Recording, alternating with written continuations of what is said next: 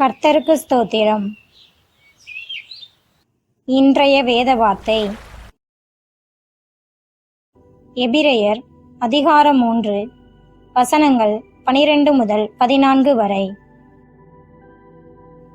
சகோதரரே, ஜீவனுள்ள தேவனை விட்டு விலகுவதற்கு ஏதுவான அவிவிசுவாசமுள்ள பொல்லாத இருதயம் உங்களில் ஒருவனுக்குள்ளும் இராதபடிக்கு நீங்கள் எச்சரிக்கையாயிருங்கள்.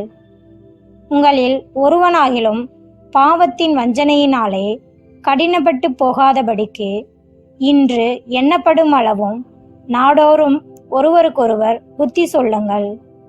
நாம் ஆரம்பத்திலே கொண்ட நம்பிக்கையை முடிவு பரியந்தம் உறுதியாய் பற்றி கொண்டிருப்போமாகில் கிறிஸ்துவினிடத்தில் பங்குள்ளவர்களாயிருப்போம்.